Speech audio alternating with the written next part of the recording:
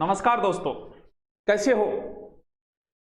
अकबर ने एक बार कहा बीरबल से कि बीरबल ऐसा कुछ लिखो कि जिसे खुशी में पढ़ें तो दुख हो और जिसे दुख में पढ़ें तो खुशी हो। तब बीरबल ने लिखा, ये वक्त गुजर जाएगा, बहुत कुछ गुजरेगा, जरूर गुजरना है, जाएगा। पहले भी महामारियां आई है, आगे भी आती रहेगी, लेकिन ये बहुत कुछ सिखा के जाएगा हमें। आज जो दूसरा स्टेज जो आया है, ये जो दूसरी लहर आई है, इसे डॉक्टर लहर नहीं, इसे सुनामी बोल रहे हैं। इसे आज पूरा का पूरा देश जो है वो इससे लड़ने के लिए खड़ा है। आज हमारी सेनाओं ने मोर्चा संभाल लिया है। आज हमारी सेनाओं ने अपने उपयोग के लिए जो सिलेंडर ऑक्सीजन ले रखे थे वो मानव सेवा के लिए बांट दिया, क्योंकि मानव सहोदरा सर्वे न मानव पथ तो भवेत, मम दीक्षा मानव रक्षा मम मंत्र समानता। आज पुलिस के जवान जो चप्पे चप्पे पे खड़े हुए, आज उद्योगपतियों ने अपने उद्योग के लिए जो ऑक्सीजन प्लांट बना रखे थे उनमें सिर्फ इसलिए कि मानव सेवा के लिए लगा दिए। आज गुरुद्वारों में जहां लंगरें चला करती थी, उन गुरुद्वारों में लंगर के साथ ऑक्सीजन लंगर भी प्रारंभ हो गए। वो ले जाओ, जिसे चाहिए आवश्यकता उसे ले जाओ। आर्मी के जो रिटायर्ड डॉक्टर थे वो सारे रिटायर्ड डॉक्टर वापस आ गए और मानव की सेवा के अंदर लग गए हैं। बहुत कुछ सिखा के जाएगा ये वक्त हमें। लोगों ने अपना खाना पीना छोड़ के और इसी काम में लगे हुए हैं पूरी की पूरी। हम पूरा देश इस लड़ाई के अंदर खड़ा है।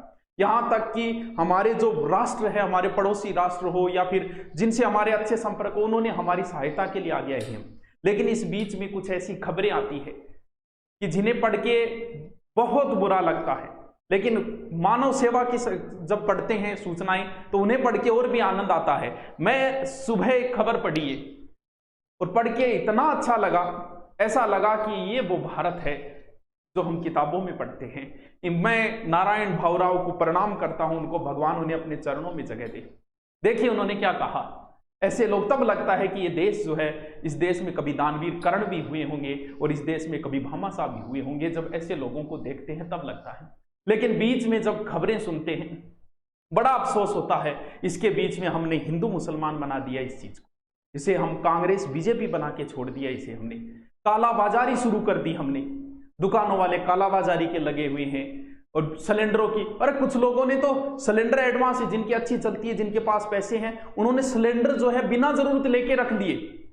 बोल भी जरूरत पड़ सकती है। अरे जरूरत तो हो सकता है कफन की भी पड़ जाए, वो भी ले लो। बांसडे की भी जरूरत पड़ सकती है, लठ की भी जरूरत पड़ सकती है। 3 ले आओ, 3 बहुत है, 2 साइड में लगे, एक को काट के आगे पीछे लगे, उसकी भी जरूरत पड़ सकती है। मतलब पहले ही, अरे एक सिलेंडर अगर तुमने कालाबाजारी में रख भी लिया तो क्या कर लोगे। एक सिलेंडर 2 घंटे 3 घंटे 5 घंटे दिखाएगा। कम से कम जो बीमार है उनके लिए तो छोड़ दो। इनके लिए जो कालाबाजारी में लगे हुए हैं, एक कहानी छोटी सी। कच्छ के अंदर जो भूकंप आया था, उस भूकंप के अंदर मलबा सारा दब गया था। तब जो सेना के जवान लगे हुए थे, तब कहते हैं कि घर के पास में एक बुजुर्ग बैठा था, रो रहा था वो। तो सेना के जवानों ने वहां से जैसे ही मलबा हटाया तो वहां से एक उसकी पुत्रवधू, बुजुर्ग की पुत्रवधू को निकाला। वो मर चुकी थी, उसने गहने पहन रखे थे, वो सारे के सारे गहने निकाल के बुजुर्ग को दिए। उसने कहा कि मुझे नहीं रखना। तो बोले भी रख लो आपके गहने। बोल नहीं, मुझे गहना नहीं रखना है, आप ले जाओ इसे। तब उस बुजुर्ग ने कहा कि जब मोरवी डैम टूटा था उस समय लोगों के गहने जो है मैंने तोड़ तोड़ के लाया था, ये वही गहने हैं जो इसने पहन रखे हैं, मुझे नहीं रखना इनको। तो उनके लिए है जो ऐसे कालाबाजारी कर रहे हैं, उनके लिए एक छोटा सा उदाहरण दिया है मैंने, बेरुखी लोगों की। और तो ठीक है, कोरोना का अगर पेशेंट कोई पड़ोस में कोई जानकार आ जाए तो ऐसा व्यवहार करते हैं। पड़ोस में अगर कोरोना का मरीज आ गया तो तुम लोग ऐसे व्यवहार करते हो जैसे कोई आतंकवादी आ गए पड़ोस में। ये बीमारी चली जाएगी, ये वक्त भी एक दिन चला जाएगा, लेकिन बातें रह जाएगी जिंदा। पड़ोसी, ये बीमारी तो 2 4 6 महीने की है, लेकिन वो पड़ोस जो है वो 100 साल का है, उम्र भर का है पड़ोस। उनसे पूछिए, उनसे पूछने से बीमारी नहीं आएगी। अगर आप उनसे पूछते हो कोई समस्या तो नहीं है, आपके खाने पीने की कोई समस्या है तो हमें बताइए। अरे उनसे इस तरीके का व्यवहार करते हो तुम लोग, वो इस बात को, कोरोना बीमारी को भी भूल जाएंगे, लेकिन तुम्हारी उस बेरुखी को वो कभी नहीं भूल पाएंगे। इस माहौल के अंदर इस तरीके की हरकतें कहाँ तक सही है। तुम्हें क्या लगता है अगर आप पूछ लोगे तो आपकी कोरोना हो जाएगा?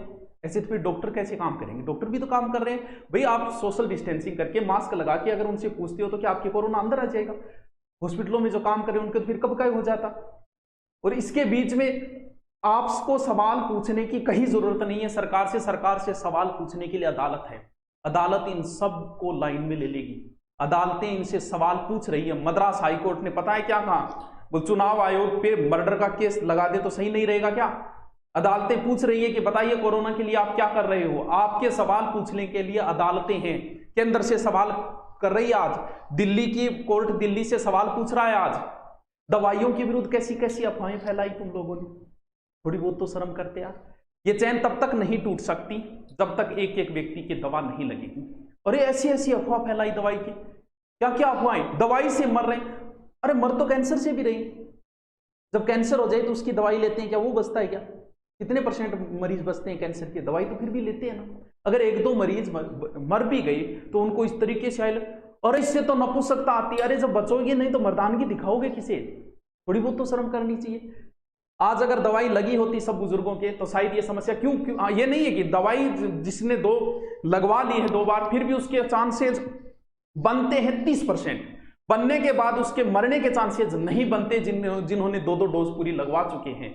तो इसमें सहयोग कीजिए, इनमें अफवाह मत फैलाइए दवाई के विरुद्ध। जब तक एक एक व्यक्ति की दवा नहीं लगेगी तब तक ये कोरोना की चैन नहीं तोड़ी जा सकती। घर बैठ के मास्क से नहीं टूटेगी ये चैन। अगर टूटेगी तो सिर्फ और सिर्फ दवाई लगाने से ही टूटेगी, डोज लगवाने से ही टूटेगी।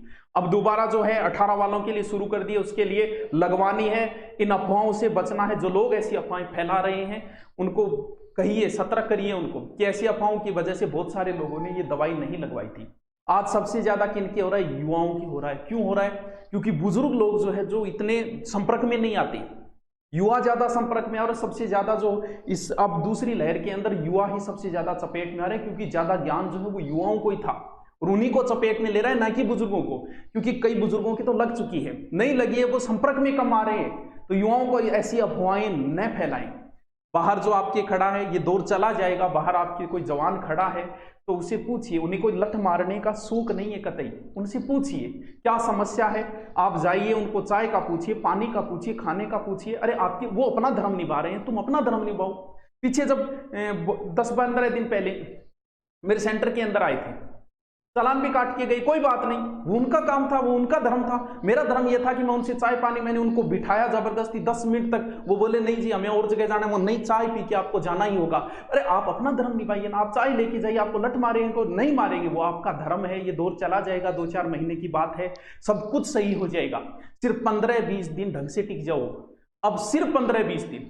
ये जो दूसरी लहर है 2 तरीके के, एक तो पहले वाला कोरोना है, वो अगर किसी व्यक्ति के हो रहा है तो उसमें मरने के इतने चांसेस नहीं है, इतना डरने की जरूरत नहीं। ये जो दूसरा जो है ना, जो ब्रिटेन या साउथ अफ्रीका वहां से, वो चाइना वाला इतना खतरनाक नहीं है। ये जो दूसरा है इसमें थोड़ी क्यों 15 या 20 दिन में सारी सिचुएशन को कंट्रोल कर लिया जाएगा। अचानक से हमें जरूरत पड़ गई ऑक्सीजन की, भाई अचानक से इतनी मांग बढ़ गई तो हम कहां से पूरा करें। लेकिन अब प्लांट लग रहे हैं, पड़ोसी देश हमारी सहायताएं कर रहे हैं, विभिन्न मित्र राष्ट्र हमारी सहायताएं करें। 15 या 20 दिन, अधिकतम 4 या 5 दिनों बाद हो सकता है पूरा ऑक्सीजन की समस्या का समाधान हो भी जाएगा। क्योंकि हम लगे हुए, अचानक से ये समस्या आई तो ये 15-20 दिन में सब कुछ कर लिया जाएगा कंट्रोल। 10-15-20 दिन आपसे ये गुजारिश है कि घर पे रहें। सिर्फ ये 20 दिन जो है वो बड़े ही खतरनाक है हमारे राष्ट्र को बचाने के लिए। इसके लिए जरूरी है देश के हर व्यक्ति को। क्यों? क्योंकि इस 15-20 दिन के बीच में दवाइयों की व्यवस्था नहीं हो पा रही है, ऑक्सीजन की व्यवस्थाएं नहीं हो पा रही है। इस वजह से मरने के ज्यादा चांसेस रहते हैं, वरना कोई समस्या नहीं है। व्यवस्था होने के बाद कहीं कोई समस्या नहीं आएगी। लेकिन समस्या अब है कि अब अगर हो भी गई, जिन्हें घमंड है, जिन्हें अहंकार है, वो एक बार एक सिलेंडर पूछ के देख लो अगर मिल रहा है क्या। सिर्फ कल्पना करो, हम लोग हर चीज कल्पना करते हैं, हमारे बारे में कभी बुरी कल्पना नहीं करते। जैसे आप नौकरी की तैयारी करो, आप कल्पना करते हो कि मैं नौकरी लग जाऊंगा, पुलिस में लगूंगा, तो ऐसे डंडा रखूंगा, ऐसे चलूंगा। लेकिन ये कल्पना नहीं करते। सोचो तुम लोग बाहर जा रहे हो, सोचो संपर्क में आ रहे हो, आपकी वजह से पूरा परिवार अगर संक्रमित हो गया तो सिर्फ कल्पना करो कि क्या व्यवस्थाएं कर पाओगे। तो पूरा का पूरा परिवार कोरोना संक्रमित हो जाएगा। पड़ोसी की सहायता करने तुम जा रहे हो, उतने ही वो आएंगे। व्यवस्थाएं कैसे कर पाओगे? हॉस्पिटल में आपको बेड नहीं मिल पाएगा। सिर्फ एक कल्पना करो आप। तो इससे अच्छा है ना, 15-20 दिन की बात है। 15-20 दिन में सारा सब कुछ सही हो जाएगा, वापस वही दौर आएगा, सब कुछ वैसे होगा। बस 15-20 दिन बाहर अगर जाना हो तो सिर्फ जरूरी काम से जाएं। डॉक्टर ये कहते हैं कि मास्क भी डबल पहनो। अगर आपके परिवार में किसी के भी इस तरीके के लक्षण है, जुकाम बुखार, हो सकता है वो कोरोना न हो, वायरल भी चल रहा है, लेकिन फिर भी डॉक्टर ये कहते हैं अगर परिवार के अंदर भी एक सदस्य आ गए तो परिवार के बाकी सदस्यों को मास्क पहनना चाहिए। और उसे अगर आ भी गए, कोई नॉर्मल अगर हो भी गई नॉर्मल लगभग लोगों की बुखार हो रही है तो उन्हें डर सताने लगा है कि मेरे कोरोना हो गया, कोरोना हो गया। नहीं, नॉर्मल जो वायरल भी चल रहा है, अपने आप को दूसरे कमरे में आइसोलेट करनी अपने आप के लिए जरूरी है। आप अपने परिवार के लिए करो, आप अपने लिए मत करो, अपने परिवार को, बाकी लोगों को बचाने के लिए अपने आप को आइसोलेट करो। 2-3 दिनों में वापस सिचुएशन सही हो जाएगी। फिर अगर ऑक्सीजन लेवल गिरता है तब है कि हाँ चांसेस है कोरोना हो गए, वरना जुकाम बुखार का वर्तमान में दौर है। जुकाम बुखार से हॉस्पिटलों में जाके भीड़ भड़ाका बढ़ाने से, क्योंकि वायरल भी चल रहा है साथ में, और ऑक्सीजन नापने के लिए भी आता है, वो भी ला सकते हो। इससे कंफर्म हो जाता है कि हाँ जिसने दो डोज लगवा ली उसकी समस्या नहीं, उसका कोरोना नहीं। अगर हो भी गया तो उसके बचने के पूरे चांसेस है। लेकिन जिन्होंने नहीं लगवाई अफवाहों के दौर में आके, उनके साथ अब क्या बीतेगी देख लो। इसलिए दवाई लगाना सख्त जरूरी है, इस चैन को तोड़ने का और कोई तरीका नहीं है। तो अब 18 वालों की लग रही है, सब दवाई लगाएंगे, किसी प्रकार की अफवाहों के अंदर नहीं आएंगे। बाहर जाएंगे तो मास्क पहन के ही जाएंगे, सोशल डिस्टेंसिंग रखेंगे। किसी से जरूरत पड़ी भी मिलने की तो भी सोशल डिस्टेंसिंग से मिलो। तो ऐसे तो डॉक्टर भी कोरोना मरीजों के बीच ही बैठे, वो भी तो मास्क ही लगा रखा है। तो सोशल डिस्टेंसिंग से ही मिलोगे सबसे, जिससे भी किसी से मिलना है। और अगर कोई कह भी दे के बाद शादी विवाह में आना है तो कह दो थोड़ी तबीयत खराब है, वो खुद ही नहीं बुलाएगा। तो थोड़ा सा ध्यान रखें। सिर्फ 15-20 दिन रिक्वेस्ट है, थोड़ा मानव सेवा का अपनी ओर से जितना कर सकते हो उतना करो। लेकिन ये दौर गुजर जाएगा और कुछ बातें रह जाएगी। चलो दोस्तों, थैंक यू।